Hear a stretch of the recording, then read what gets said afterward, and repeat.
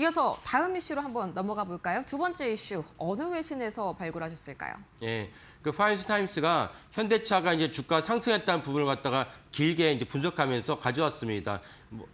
네, 현대차랑 테슬라를 좀 비교를 했는데 뭐 자세한 내용 함께 보실까요? 예.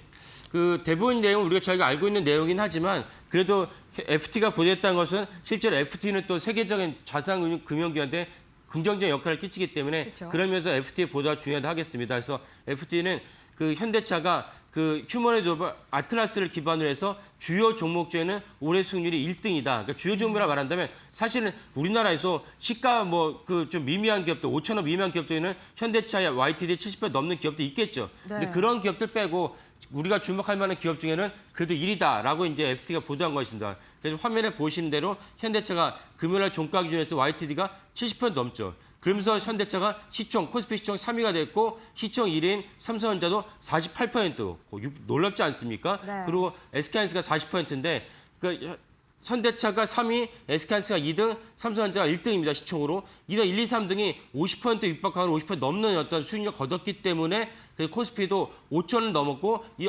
어쩌면 사실 이번 주나 2월 달에는 코스피가 6천 시대도 개막할 수 있지 않을까. 그런 어떤 엄청난 진격을 거듭하고 있습니다. 이런 점을 FT가 보도를 했습니다.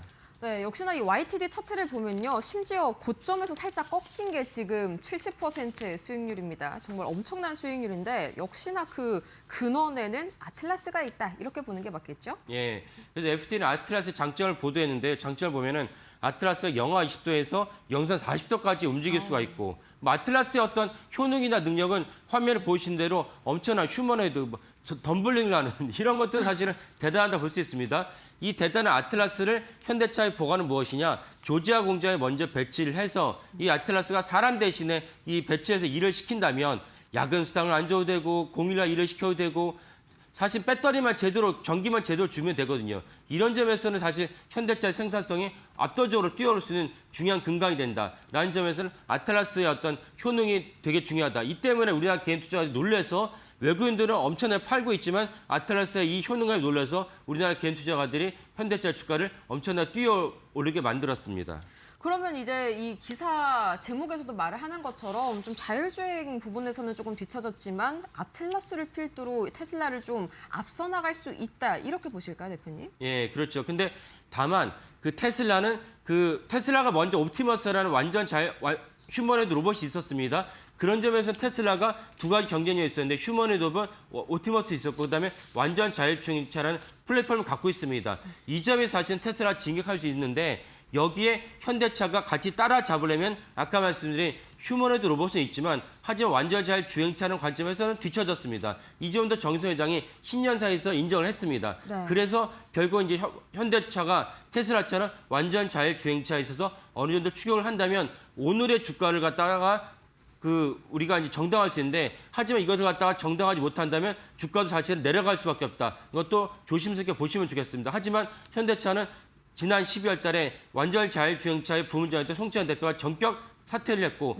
이 부분을 갖다 뒤를 이은 분이 사실은 이제 엔비디아 출신이기 때문에 엔비디아와 같은 플랫폼을 갖다가 차용하지 않을까. 현대차 독자적으로 갖다가 완전 자율주행차를 갖기에는 기술적으로 너무나 시간이 부족하지 않나 싶습니다. 이 점도 동시에 보시는 게 좋을 것 같습니다. 네, 그 아틀라스 관련해가지고 아직까지는 좀 풀어야 될 과제들도 남아있다고요. 예, 그렇습니다. 그래서 아틀라스가 국내에 배치되면 현대차 노조가 완전하게 엄청나게 절대적으로 반대하고 있기 때문에 그게 또 걱정이에요. 예, 현대차 노조를 갖다가 잘 무마하면서 배치한 것도 중요하고 그다음에 테슬라를 갖다 대응해서 완전 자율주행차 필요한데 또 하나 중요한 게 무엇이냐? 현대차의 PER이 지금 12배입니다. 12배는 아까 하이닉스 4배인데 물론 20% 영업이익 기준이지만 SK하이닉스는 현대차가 PER이 12배라는 건 토요타가 이제 12배거든요. 토요타 동굴을 볼 수 없다는 것이 제 시각이고 그렇다면 더 주가가 올라가기 좀 어렵지 않을까. 그래서 결국 현대차가 완전 자율주행차에서 아틀라스만큼의 혁신적인 기술력을 보여준다면 주가가 그대로 올라가겠지만 그렇지 않다면 보수적으로 보는 것이 타당하지 않을까 싶습니다. 네, 그리고 여기서 약간 헷갈리실 만한 분들이 있을 것 같은데 자율주행차랑 아틀라스는 좀 완전히 별개로 놓고 봐야 되는 문제죠. 그렇죠. 그러니까 아틀라스는 공장의 생산성을 갖다가 극대화시키는 거고 네. 완전 자율주행차는 사람이 없이 주행하는 것이기 때문에 이제 그렇게 보시면 좋을 것 같습니다. 네, 좋습니다. 그러면 이제 외국인들의 현대차에 대한 전망도 상당히 궁금한데 사실 외인들의 현대차 매도세가 상당히 좀 컸잖아요. 앞으로도 좀 비슷한 흐름이 이어질까요? 예. 그 외국인들이 올해 누적 매도액이 6조 400억입니다. 엄청난 수익이죠. 기관도 2,400을 매도했습니다. 오직 개인만이 주식을 매수해서 끌어올렸다는 부분도 좀 불안한 대목이긴 합니다. 네, 거기에다가 이제 토요타와 좀 비슷한 수준의 아직까지는 좀 저평가가 아니라는 점도 현대차의 그런 주가적인 매력을 좀 부각을 시키는 것 같습니다. 예, 맞습니다. 토요타는 동급을 하기에는 아직은 현대차가 3등 기업이기 때문에 동급으로 이제 그 같이 레이팅을 하기는 좀 어렵지 않나라고 이제 생각을 합니다.